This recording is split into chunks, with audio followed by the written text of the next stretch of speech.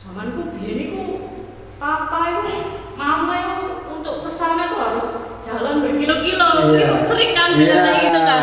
Dengan anak yang Gen Z ini kan nggak tahu ya karena nggak merasakan. Jadi kayak apa sih gitu kan. Lulus kuliah, aku mau kemana? Aku mau bekerja atau aku mau menikah, atau mau lanjut sekolah dulu. Bayangkan seperti itu. Di Indonesia itu kan ada anggapan kamu udah usia sekian itu belum nikah tuh nanti gimana gitu kan. Udah usia segini loh, ini tenggat waktu loh ini kan. Assalamualaikum warahmatullahi wabarakatuh. Waalaikumsalam. Waalaikumsalam. Selamat sore. Kembali lagi di channel EduTalk, ruang edukasi dan cerita inspirasi. Sore ini kita kedatangan narasumber. Narasumbernya cukup cantik, masih muda. Ya. Beliaunya seorang psikolog, yaitu kita sapa dulu namanya Mbak atau Kak ini? Kayaknya enak Mbak Harir aja deh. Mbak Harir ya. Ya. Kalau dibilang ibu ya masih muda karena beliaunya masih usia 21 tahun. 21 tahun tambah sedikit. Tambah sedikit. Baik. Beliau ini namanya kita belum kenalan. Oh, tadi saya sudah sebut di awal. Ya udah kita pura-pura berkenal aja ya. Iya. Namanya siapa? Kenalin, namaku Harir. Harir. Ya. Harir Putriana. Oh iya, lu sudah tahu? Sudah tahu. Jadi Sobat Jera, narasumber kali ini kita berbicara tentang apa ya temanya, lupa aku. Gen Z mungkin yang lagi kekinian. Oh, lagi Gen Z dan kesehatan mental. Iya. Iya betul ya. Takut salah aku. Repot juga kalau bersama seorang psikolog. Mbak Hari ini lagi aktif di berbagai bidang ya. Salah satunya di bidang psikolog. Beliau juga lagi praktek di salah satu klinik tumbuh kembang anak ya, kalau nggak salah, di Surabaya. Betul. Iya. Di mana itu Mbak? Di daerah Dharma Husada Surabaya. Itu klinik tumbuh kembang khusus anak-anak. Terus selain itu sekarang juga aku aktif praktek di salah satu rumah sakit di daerah Surabaya juga, Surabaya Kota, di Ahmad Yani. Terus aktivitasnya selain praktek di dua bidang itu gimana?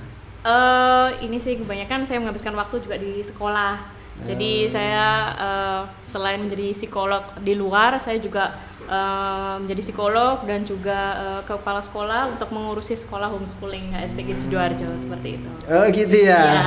Sambil promosi berarti ya. Iya.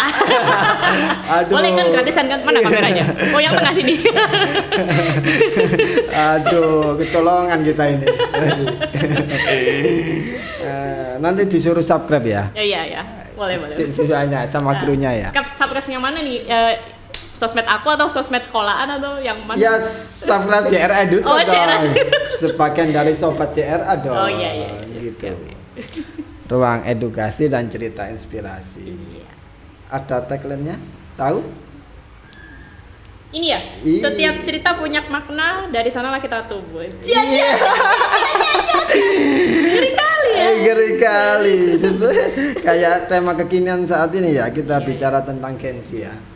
Gen Z dan kesehatan mental. Apa yang dimaksud Gen Z dan kesehatan mental? Mbak Ari ini bagian dari Gen Z atau gimana? Kalau saya secara pribadi sih, kalau dibilang Gen Z ya enggak juga, karena saya lahir di tahun peralihan, jadi antara gen milenial juga antara ke Gen Z, jadi tengah-tengah. Tengah-tengah ya. Tapi sebenarnya masuk milenial akhir.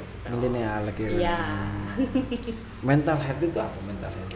Mental health itu mental health kan bahasa Inggris ya. Dalam arti kan berarti kan kalau kita terjemahkan artinya kesehatan mental. Jadi itu adalah kondisi mental kita, apakah bisa berperan secara normal, wajar, atau baik-baik saja dalam kehidupan sehari-hari, seperti itu. Gitu ya. Tapi rata-rata Gen Z saat ini apa ya, secara mental, secara kedewasaan, apa, secara berpikir dewasa dalam ini kayaknya rumornya ya, saya belum membaca literasi secara objektif. Ini rumornya, kalau saya lihat di media sosial ini mentalnya kurang baik karena apa namanya tidak seperti kelahiran tahun 90 ke bawah gitu loh. Itu gimana itu? Kurang dewasa atau gimana gitu? Bisa dijelaskan kepada Sobat JRA ini. Oke. Sebenarnya kondisi mental itu tidak mengarah menjudge kepada suatu generasi ya. Istilahnya bahwa setiap generasi yang ada sekarang itu juga pasti berpotensi juga mengalami gangguan mental seperti itu ataupun krisis mental. Nah, tapi kenapa kalau yang di sosmed itu kan kebanyakan Gen Z ya? Yeah. Karena Gen Z ini kan dia tumbuh di lingkungan kemajuan teknologi yang sudah canggih ya. Jadi istilahnya mereka untuk mengakses informasi mengenai kesehatan mental itu kan lebih mudah daripada generasi-generasi sebelumnya yang seperti kita generasi milenial, generasi X ataupun baby boomer. Kalau saya ini generasi apa? Kalau Mas Jainur ini sebenarnya generasi milenial ya, tahun 90-an ya. Oh iya, ya, bersama seperti saya itu. Cuma kalau saya kan milenial akhir ya. Iya. Kalau Mas Jainur mungkin udah milenialnya yang lebih awal-awal. Lebih awal itu, ya. Lebih milenial berarti ya. Kalau generasi milenial itu kan mereka istilahnya mereka hidup di era dimana teknologi itu mulai tumbuh seperti itu, mulai berkembang. Sedangkan Gen Z ini kan eranya adalah teknologi sudah pada canggih semua gitu loh. Jadi mereka ngakses informasi tinggal googling seperti itu. Kalau zaman kita dulu kan untuk ngakses internet mungkin masih agak kesusahan. Mungkin waktu kita masih SD ya, terutama yang untuk milenial mungkin kita masih SD, SMP, SMA itu kan masih internet itu masih apa ya seperti barang yang agak wow gitu ya. Tapi kalau sekarang kan sudah agak ya sudah biasa gitu loh. Sedikit-sedikit kita browsing seperti itu. Nah, begitupun juga dengan informasi mengenai kesehatan mental, jadi mereka mengakses itu jadi lebih mudah seperti itu. Dan mereka untuk istilahnya kemungkinan untuk mencari informasi bahwa kok aku merasa nggak enak ya, pikiranku kacau nih, aku stres, apa jangan-jangan aku depresi dan lain-lain seperti itu. Akhirnya ini akan bisa berakibat ke judgement gitu. Nah, sebenarnya untuk menjudgement apakah seseorang itu mengalami gangguan mental atau tidak, itu kan tidak semudah itu. Harus melalui tenaga profesional seperti psikolog, psikiater, ataupun dokter jiwaan seperti itu. Nah, selain itu Gen Z ini kan karena serba instan, akhirnya cepat-cepat ya. Iya, serba cepat, serba instan, akhirnya mempengaruhi ke karakternya ya, saya bukan karakter sih, ke kebiasaannya seperti ke perilaku. Jadi kalau kita merasakan zaman-zaman susah, kita harus berjuang untuk mungkin mendapatkan informasi, mungkin kita harus ke warnet dulu kan. Pernah merasakan kan dulu fase itu kan, kita harus ke warnet dulu kan, bayar ngeprint dan lainnya harus keluar dulu kan. Sedangkan mereka kan mungkin sudah mulai nggak merasakan itu ya, bahkan mungkin beberapa ada yang nggak mengenal warnet mungkin ya. Sudah, telepon genggam juga aku merasakan, telepon kelontong yang 100 rupiah itu masih ingat itu kan. Masukkan gini kan, terus dipencet gini kan gitu. Terus kalau mau telepon keluar negeri harus ke wartel gitu. Nah, kalau sekarang kan sudah mulai era ini ya, udah maju semua ya, udah mulai bisa diakses lewat HP seperti itu. Bahkan mungkin sekarang beberapa rumah sudah tidak menggunakan telepon rumah, sudah menggunakan telepon genggam seperti itu.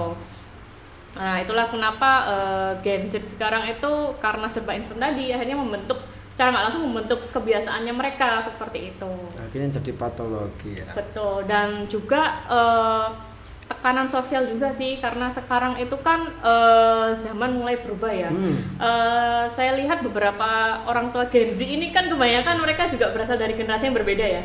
Ada yang generasi mungkin kebanyakan Gen X kalau orang tua dari Gen Z ini sekarang, atau ada yang Gen milenial juga, tapi kayaknya beberapa kebanyakan Gen X, baby boomer seperti itu, yang dimana mereka itu eranya kan pasti beda ya gitu.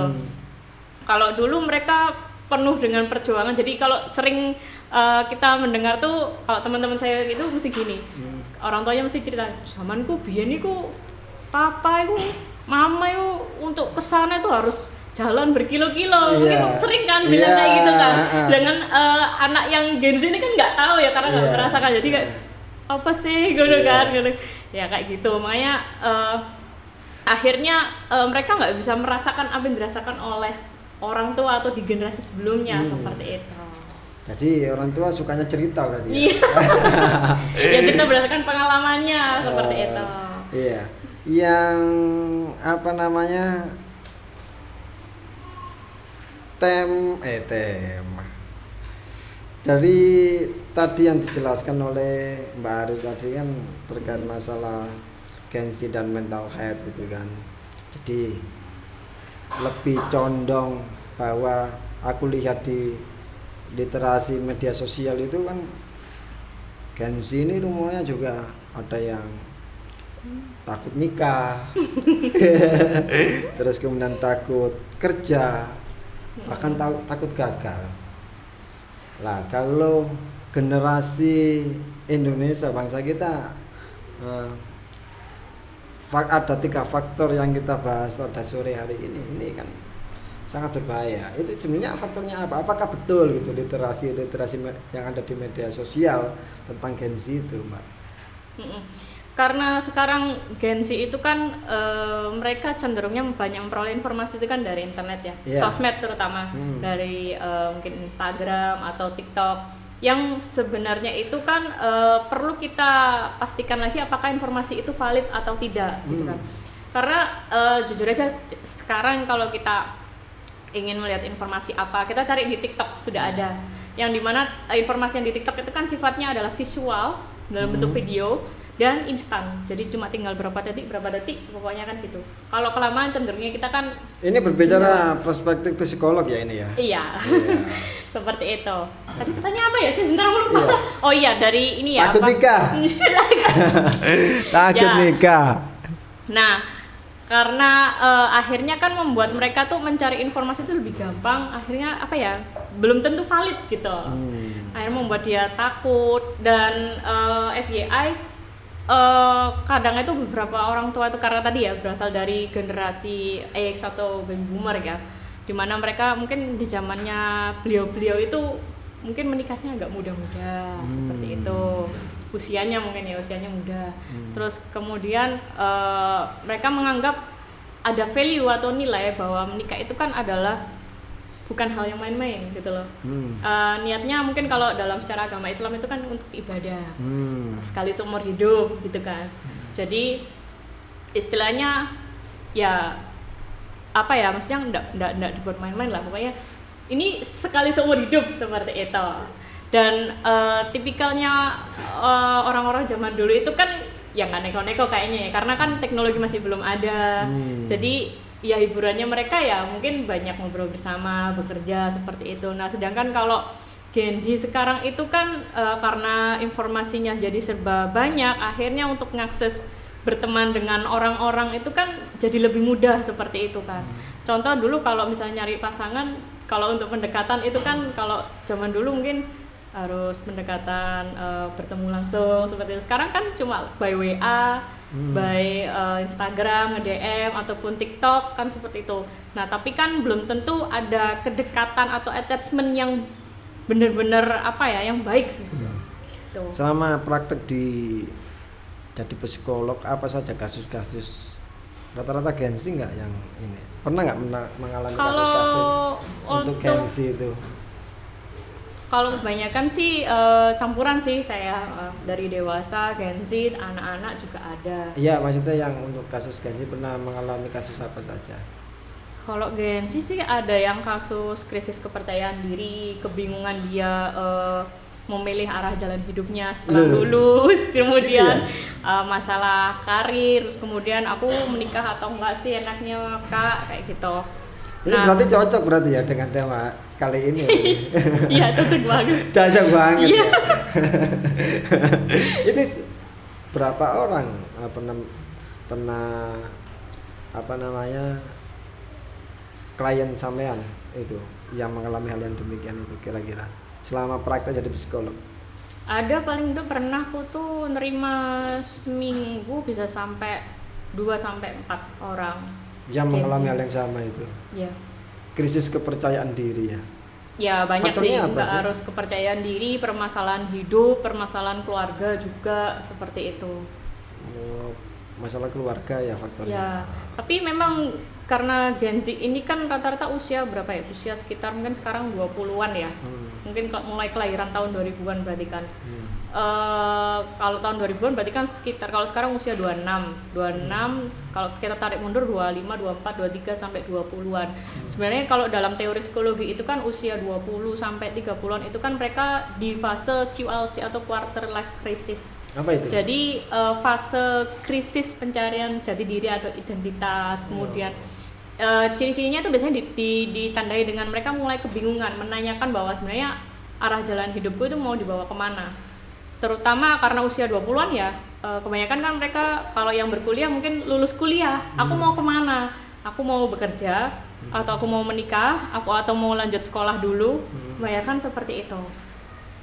Tapi kita nggak bisa menyamaratakan bahwa setiap orang yang berusia 20-an itu sampai 30-an itu selalu mengalami QLC, enggak juga. Karena ya. Itu juga berdasarkan faktor ya. Iya, faktor lingkungan yang ada di sekitarnya, mungkin faktor lingkungan keluarga, terus kemudian cara dia dibesarkan, terus mungkin faktor lingkungan temannya, bagaimana dia berteman. Kalau misalnya lingkungan temannya tuh banyak yang mengalami seperti itu ya biasanya secara nggak langsung dia juga ikut merasakan. Terus bagaimana dengan perkembangan dirinya dia, masa kedewasaannya dia, kalau semisal dia banyak mengalami masalah dan banyak belajar untuk istilahnya menyelesaikan permasalahan yang ada di hidupnya, setidaknya itu akan menambah sedikit kedewasaan pada dirinya, seperti itu. Jadi QLC ini nggak selalu nggak selalu terjadi pada setiap orang yang berusia 20-an seperti itu. Begitu. Jadi untuk menentukan keputusan kadang susah berarti ya kalau krisis kepercayaan diri. Maksudnya seperti apa? Iya, kalau tadi ngomong krisis kepercayaan diri, ya. Terus untuk menentukan keputusan kan berarti kan juga susah. Ya, bukan susah sih. Dia cara menanginya gimana? Mereka butuh istilahnya butuh pegangan. Mereka butuh seseorang yang mungkin lebih dewasa atau yang lebih berpengalaman untuk bisa memberikan insight atau pandangan seperti itu. Dan sebagai seorang psikolog mendampingi atau gimana? Ketika ada yang kasus seperti itu sebagai seorang psikolog itu mendampingi anaknya atau mendampingi dalam artian ya bukan konsultasi aja ya, artinya ya melakukan pendampingan kepada anaknya dalam waktu yang agak panjang atau gimana gitu metodenya. Oke, sebenarnya tugas kami memang sebagai seorang psikolog itu kan lebih ke arah memberikan pendampingan sih sebenarnya, kayak mungkin kita lebih ke arah menjadi teman diskusi seperti itu, karena pada dasarnya dalam kami profesi psikolog itu yang memutuskan dan yang melakukan adalah klien atau pasien sendiri. Jangan kita kan cuma membantu, mendampingi, memberikan advice atau saran seperti itu, menjadi teman diskusi bagi mereka. Kalau teman diskusi ya hadir aja di sini, ruang diskusi kan, ruang edukasi gitu loh maksudnya. Gitu. Kalau takut nikah tadi, itu iya dah. Iya dah, maksudnya gimana? Iya dah itu. Iya dah. Kameramen sampai ketawa. Iya dah. Iya, yang takut nikah itu tadi loh. Nah, itu beneran, Gen Z takut nikah itu. Lebih itu kan belum dijawab secara eksplisit ya Mas ya. Ini ya, maksudnya bukan berarti mereka tadi takut kan, untuk takut menikah sampai dalam jangka waktu yang lama, enggak, tapi mungkin takut untuk memutuskan melangkah ke jenjang yang selanjutnya. Karena apa? Mereka banyak sekali pertimbangan gitu loh. Selain kesiapan diri, kesiapan mental dari diri sendiri, ataupun mungkin penerimaan dari keluarga di sekitar. Mungkin mereka juga butuh mempersiapkan secara finansial atau ekonomi seperti itu, karena kita tahu kondisi sekarang itu kan mulai inflasi, kemudian kebutuhan sehari-hari juga mulai naik, dan ini kan mungkin bagi teman-teman Gen Z nggak semuanya kan beruntung, ada yang mereka harus lebih bekerja keras untuk mendapatkan upah yang lebih bekerja itu ya yang lebih baik gitu loh, atau beberapa mungkin ada yang belum mendapatkan pekerjaan seperti itu. Sedangkan usia ini mulai mengejar-ngejar lah istilahnya. Belum lagi tekanan dari orang-orang sekitar ya. Kayak misalnya kan kebanyakan keseringan itu orang tua kapan nikah gitu. Kapan nikah? Udah usia segini loh kamu kapan nikah, terutama buat perempuan-perempuan ini kan. Gitu ya. Karena kan masih ada apa ya istilahnya, ada anggapan bahwa kalau di Indonesia itu kan ada anggapan kamu udah usia sekian itu belum nikah tuh nanti gimana gitu kan. Udah usia segini loh ini tenggat waktu loh ini kan gitu. Kalau laki-laki mungkin nggak terlalu ini ya, nggak terlalu. Iya, kalau perempuan lebih jas sosialnya lebih ini. Iya betul, apalagi yang tinggalnya nggak di perkotaan ya. Itu malah kasihan lagi. Lebih kasihan lagi. Iya seperti itu. Makanya. Tapi rapuh ya. Kenapa? Gen Z itu ya. Tergolong rapuh ya. Rapuh sih. Gampang nelongso ta. Nah, kalau bahasa orang Jawa itu atau gimana gitu. Nelongso atau gampang rapuh. Sering merasa capek, paling soro dewe gitu loh maksudnya. Paling ini dewe iya ta? Enggak juga sih. Enggak ya? Maksudnya orang di usia tertentu yang merasa seperti itu juga ada, tergantung orangnya aja seperti itu. Tergantung orangnya. Cuma memang kenapa kok judgement ke Gen Z? Karena itu tadi yang saya jelaskan, kebanyakan Gen Z itu kan hidupnya sudah berdampingan dengan teknologi yang sudah serba ada, lebih serba instan, lebih cepat seperti itu. Itu mempengaruhi ya, mempengaruhi karakter berarti ya. Ya. Jadi lebih rapuh Gen Z. Ini masnya tim saya ini Gen Z semua ini. Iya mas, Gen Z ya mas ya. Gen Z. Takut nikah juga iya. Sekarang kan sudah mulai banyak ini ya tempat-tempat kafe hiburan. Jadi kan kita mesti dengernya healing aja bentar. Pas ngerjain tugas gitu, duh stres aku healing kayak gitu. Itu Gen Z banget gitu ya. Nggak juga sih, milenial juga ada, tapi kebanyakan sekarang Gen Z itu pada kayak gitu. Capek dikit ngafe, pindah tempat, bosen dikit ngafe yuk main kayak gitu. Iya. Kerja dikit healing yuk gitu. Akhirnya pulang healing capek lagi. Kan sekarang tempat hiburan itu kan nggak harus mahal ya, yang murah-murah pun juga ada kan. Sedangkan kalau zaman-zaman orang tua kita yang Gen X atau baby boomer itu kan pilihan hiburan itu kan nggak terlalu banyak ya. Dulu kan paling ya hiburan cuma jalan-jalan ke taman atau mungkin kumpul sama keluarga. Kalau sekarang kan banyak pilihannya. Gen Z yang sampai mengalami gangguan mental, stres begitu. Banyak. Akibat lingkungan ataupun lingkungan yang paling dekat dia kan bukan lingkungan ini ya. Kalau tadi secara penjelasannya Mbak Ari tadi kan bahwa dia lebih condong ke instan, itu kan berarti kan lingkungannya dia lebih condong ke lingkungan media sosial. Ya. Gen Z nggak lepas dari. Ya makanya. Ya. Makanya pernah nggak tadi pertanyaannya apakah Gen Z itu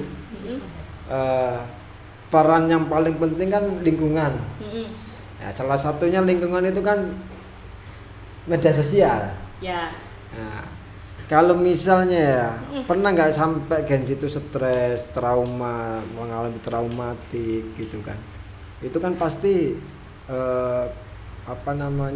untuk menanggulanginya gimana? Peran menghilangkan dari medsos atau di karantina atau gimana? Iya kan? Kalau orang yang stres, mentalnya down itu kan, kalau zaman dulu kalau saya itu kan ya di karantina saja gitu kan. Artinya di karantina bukan di borgol, tapi diisolasi dari lingkungan tersebut supaya pikiran dan paradigmanya itu fresh lagi gitu. Kalau menurut psikolog cara mengatasinya gimana itu? Kalau Gen Z yang drop itu tadi, tahu maksudnya? Nggak, itu agak bingung. Jadi inti pertanyaannya kemana? Tapi saya jawab dulu. Saya jawab dulu aja. Jadi istilahnya sekarang juga banyak sih Gen Z yang rentan mengalami gangguan mental. Kebanyakan itu yang saya tangani itu stres, terus kemudian depresi, kecemasan, kemudian ada kecemasan karena apa itu? Karena permasalahan yang dihadapi. Dibully atau gimana? banyak masalah, tergantung permasalahannya. Misalnya dia cemas karena permasalahan yang sedang dialami, entah itu permasalahan tentang bullying, Itu tentang tim saya cemas nggak itu? tentang pekerjaan, ataupun tentang kisah asmara atau percintaan, atau permasalahan dengan keluarga seperti itu. Nah, kebanyakan memang karena Gen Z ini kan sangat-sangat mereka sangat kritis sekali ya. Jadi mesti kebanyakan mesti langsung judging, Kak, berarti aku depresi ya, berarti aku stres ya, aku kayak gini-gini. Padahal kan belum tentu mereka mengalami hal itu gitu loh. Dan istilahnya kadang beberapa di antara mereka tuh hanya butuh butuh teman untuk bercerita, berdiskusi seperti itu. Karena kadang beberapa di antara mereka tuh tidak mendapatkan akses lingkungan terdekat yang bisa support dengan mereka gitu loh. Sebagai contoh, mungkin mereka punya orang tua yang tidak bisa diajak diskusi, sibuk ya. Nggak harus sibuk sih, mungkin karena Kurang sudut pandangnya, POV-nya berbeda. Mungkin orang tuanya kurang bisa berpikir secara terbuka, tidak sesuai dengan maksud dengan keinginan si anak seperti itu. Nggak bisa ngikuti alurnya si anak ini ya. Atau mungkin dia tapi juga kan karena kebanyakan kan ini apa namanya, sibuk kan orang tuanya jadi pejabat. Kesibukan itu tidak menentukan juga orang tua itu tidak bisa menjadi support system yang baik. Oh gitu ya. Itu bergantung dari karakter dari orang tuanya gitu. Jadi makanya kenapa hubungan orang tua dengan anak itu dinilai bisa berkualitas itu kan ketika bisa saling mengimbangi gitu loh. Istilahnya anak bisa berperan atau menjalankan perannya sebagai anak, dan orang tua juga bisa menjalankan perannya sebagai orang tua sebagaimana mestinya, seperti itu. Nah, ketika anak ini merasa bisa didengarkan sama orang tuanya, akan ada rasa aman di situ, akan menimbulkan rasa attachment atau kedekatan yang baik. Karena apa? Anak bisa bercerita, orang tua aku berarti paham dengan apa yang saya rasakan, seperti itu. Begitu juga anak pun apakah juga bisa menemukan istilahnya sumber yang nyaman juga terhadap pertemanannya. Jadi selain dari keluarga, dari pertemanan, apakah dia bisa menemukan teman yang bisa diajak bercerita, seperti itu. Makanya kebanyakan kalau mereka tidak menemukan hal itu, maka pelariannya adalah biasanya ya dia tidak akan menceritakan hal itu ke siapapun, dia pendam. Akibatnya apa? Itu akan menjadi masalah yang bertumpuk. Akhirnya bisa berdampak ke gangguan psikologi seperti itu, atau bisa jadi dia melampiaskan ke hal-hal aneh, ya mungkin mencari hiburan yang ya mungkin yang tidak baik, atau mungkin lebih condong ke negatif ya. Iya, seperti itu. Kasihan gitu. Kalau tadi ngomong pelampiasannya healing dan lain sebagainya, itu gimana trennya healing ya? Trennya healing sering banget dipakai menjadi pelabuhan terakhir para Gen Z ini. Itu menurut sampean gimana secara menurut psikolog itu? Healing itu kebutuhan atau sekedar tren sih? Kalau menurut saya healing adalah merupakan suatu kebutuhan. Gitu ya? Ya. Tapi bukan berarti menempatkan ini pribadi kamu sendiri atau ini menurut psikolog cara pandangnya? Kalau sekarang kan bahasa healing, bahasa kerennya sekarang kan healing ya, padahal healing itu kan maknanya adalah menyembuhkan. Tapi sekarang dikonotasikan healing itu dengan berlibur, melakukan hal yang disuka. Sebenarnya akan menyembuhkan ya. Kalau saya sih healing saya ya cukup di warkop sambil bercerita tentang masa depan gitu. Kalau saya, kalau Gen Z beda ya. Pergi berlibur itu kan atau mungkin nongkrong bareng atau ke luar kota bareng sama teman-teman, itu kan sekarang bahasanya healing. Padahal healing kan maknanya tadi ya menyembuhkan.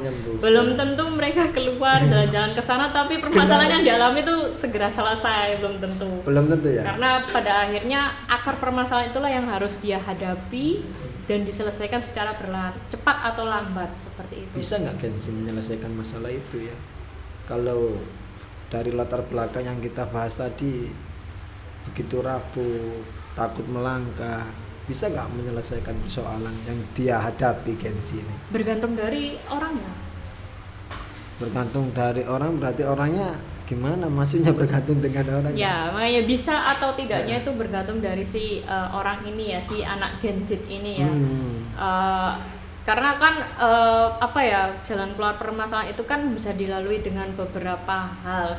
Yang pertama mungkin dia tidak dia punya sumber mungkin dari orang tua yang bisa dia tanyakan, dari teman atau rekan kerja yang bisa dia tanyakan, kalau misalnya aku punya permasalahan ini, kira-kira aku harus bagaimana ya langkah-langkah selanjutnya. Dia punya sosok misalnya apa, mentor ya bahasanya, gitu kan. Atau mungkin yang kedua, dia berdiskusi dengan temannya atau rekan kerja yang nggak harus jadi mentor tapi menjadi pendengar, cukup didengarkan tapi dia punya kemampuan untuk bisa menyelesaikan masalahnya sendiri, hanya dia butuh untuk diyakinkan gitu.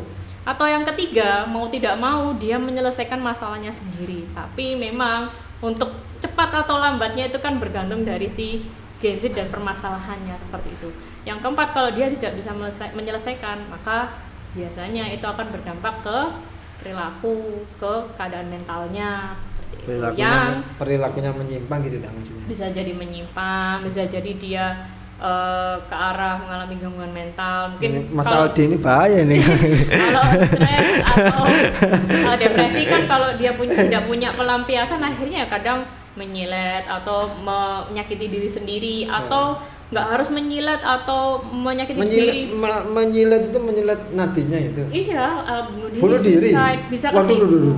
Tapi ada juga yang mungkin dia malah tidak menyayangi badannya sendiri, mungkin banyak minum minuman beralkohol supaya dia tidak apa ya, kalau banyak minum alkohol itu kan nge-flare rasanya ya, terus dia kan seakan-akan lupa dengan permasalahannya. Nanti kalau efeknya sudah hilang, balik lagi stres lagi, kepikiran dengan permasalahannya seperti itu.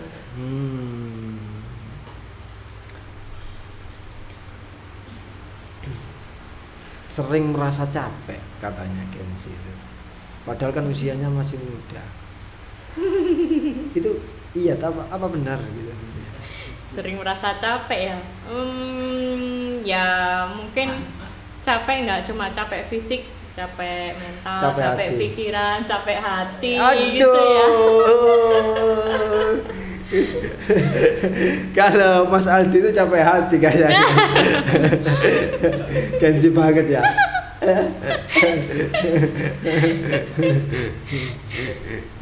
Gitu ya. Kenapa kok sering capek padahal masih muda itu? Mungkin karena apa ya? Mungkin permasalahan dengan yang dia hadapi ya, seperti itu. Terus sekarang kan kebanyakan teman-teman ini kan banyak mengkonsumsi berita di sosmed seperti itu. Kadang kan apa ya, dengan trending-trending di sosmed itu kan membuat teman-teman Gen Z ini kan kadang secara nggak langsung bisa berperilaku.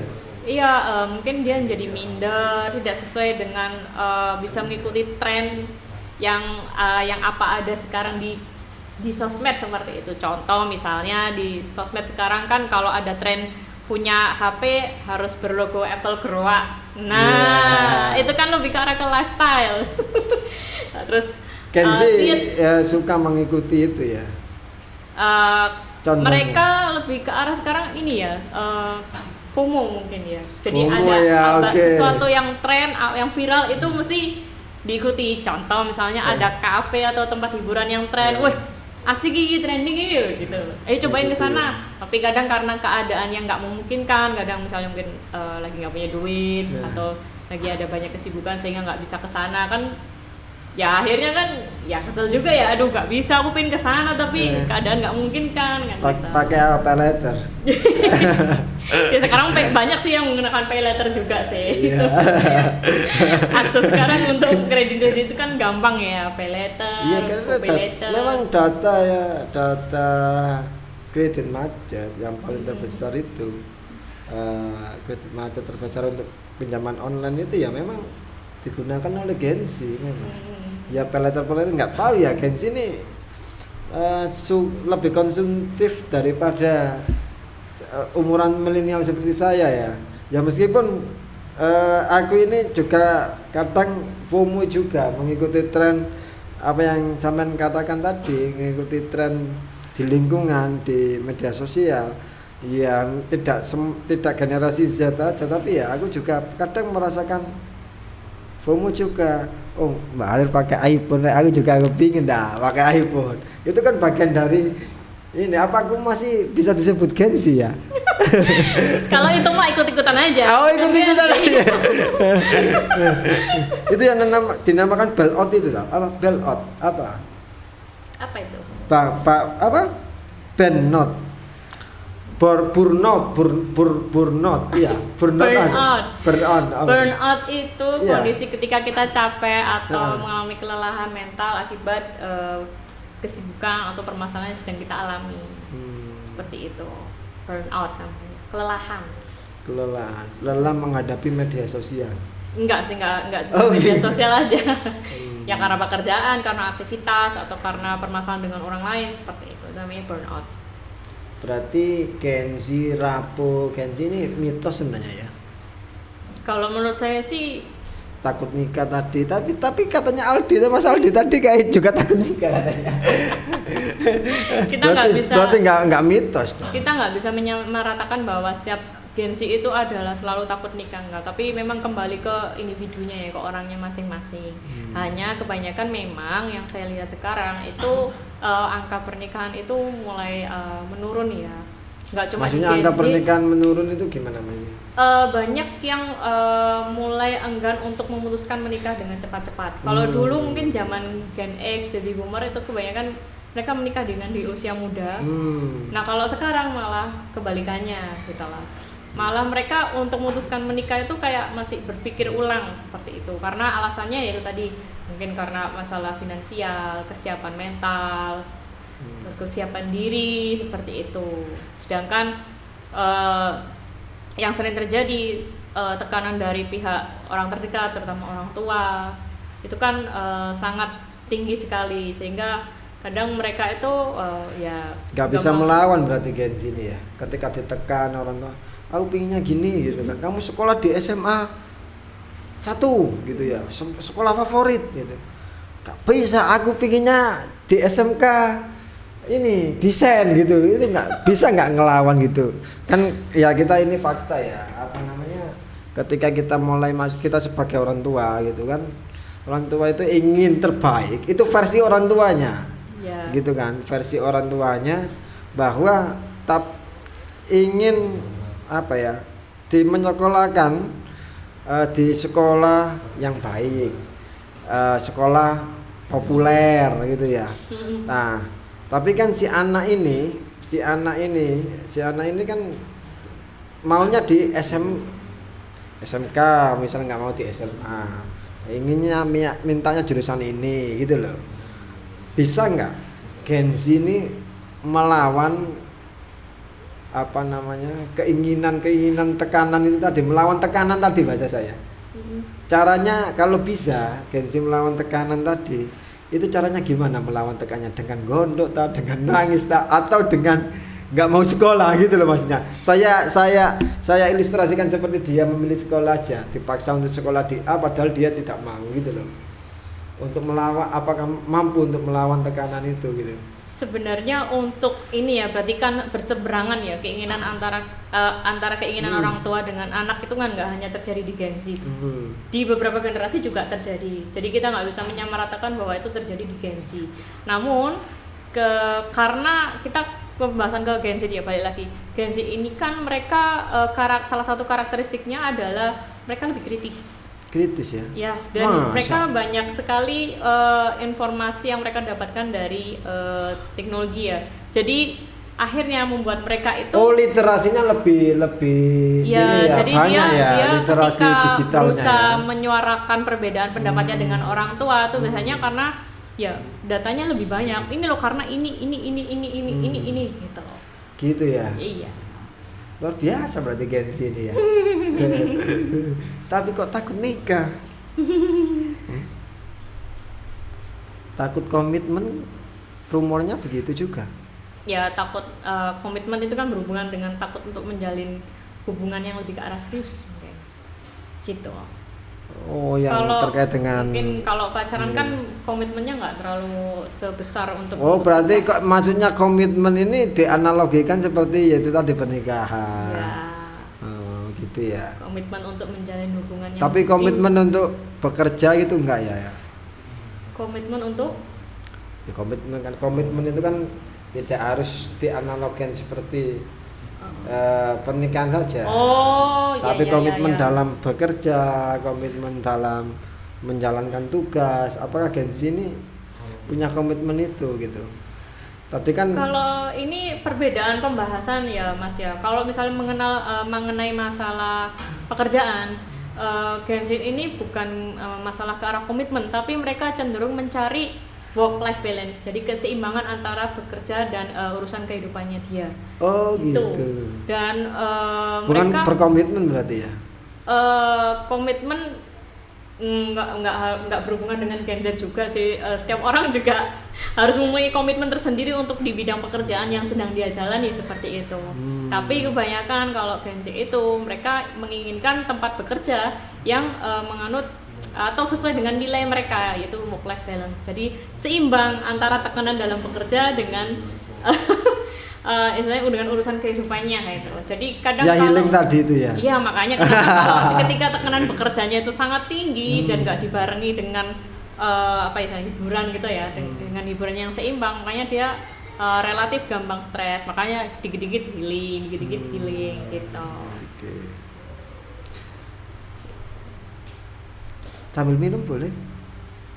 Deh, aku boleh minum ya? Silakan. Kami minum ini mahal ini gelasnya. Nanti tak kasih satu nanti. Mau dah? Ya, terima kasih. Nanti sambil diminum boleh. Sampun. Campur dah. Kesalahan paling umum dalam hubungan tadi kerja tadi ya sama ya pertanyaannya. Yang apa namanya masalah komitmen tadi sama berarti ya, sudah saya tanyakan juga. Terus mitos terbesar soal mental health itu apa? Mitos terbesar soal mental health, mitos atau mitos dan fakta terkait mental health itu apa? Mitosnya, mitos terbesar soal mental health itu dalam pandangan psikolog itu gimana? Mitos dan faktanya itu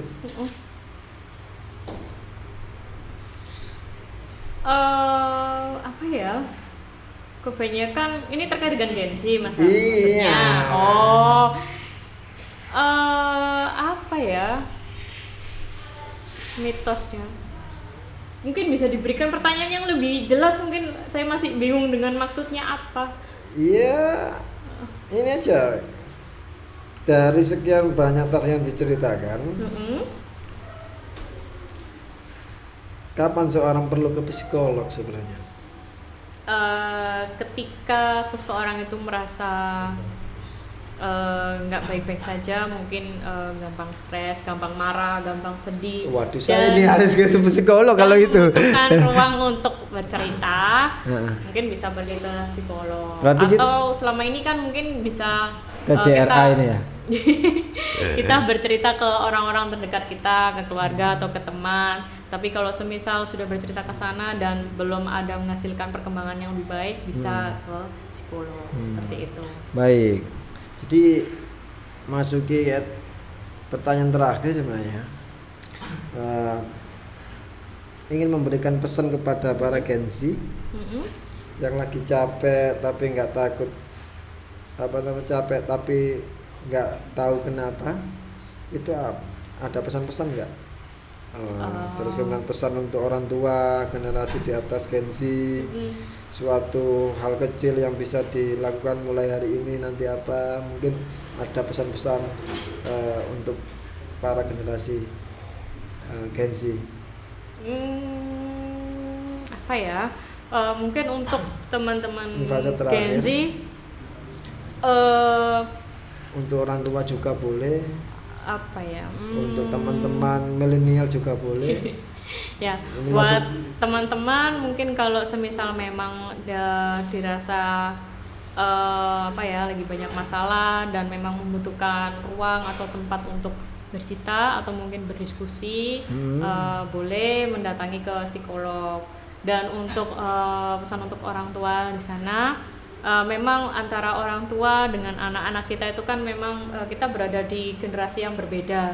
Setidaknya kita mengusahakan untuk dapat memahami sudut pandang dari si anak. Paling tidak kita mendengarkan dari si anak. Begitu juga dengan si anak. Si anak ini juga harus belajar untuk menghargai dan memahami apa sih yang dimaksud, yang diinginkan sama orang tua, seperti itu. Diharapkan memang kalau bisa ya didiskusikan bersama-sama gitu. Baik, terima kasih Kak Mbak Harir selaku psikolog. Kita sudah 45 menit ngobrol, berdiskusi bersama psikolog cantik kita ini gitu. Nanti sering-sering datang ke JRA Idul Talk ya Mbak Harir ya, memberikan pencerahan bagi Mas Aldi juga ini. Beliaunya supaya tidak apa namanya mental health biar tersuntik lagi motivasinya untuk lebih berkarya. Jadi sobat JRA, pada sore hari ini kita sudah ngobrol banyak terkait dengan psikolog, tentang Gen Z, tentang apa namanya, apa yang harus dilakukan dengan Gen Z ketika ada persoalan, kapan kita waktunya datang ke psikolog. Tadi juga sempat kita bahas kalau teman-teman sobat-sobat JRA ingin pergi ke psikolog ya bisa menghubungi psikolognya sendiri nanti setelah di ini ya. Insya Allah nanti bisa kontak beliaunya, media sosialnya bernama Harir Putriana ya, bisa inbox di sana. Tak kasih promo juga nggak apa-apa gitu. Terima kasih sudah menjalani berdiskusi 45 menit dengan JRA Idul Talk. Jangan kapok. Ada apa namanya kesimpulan lagi yang perlu disampaikan ke teman-teman? Nggak ada sih. Nggak ada ya. Nggak ada. Terima kasih. Selamat sore. Saya tutup. Wassalamualaikum warahmatullahi wabarakatuh. Waalaikumsalam. Waalaikumsalam. Kasih tepuk tangan dong. Hei.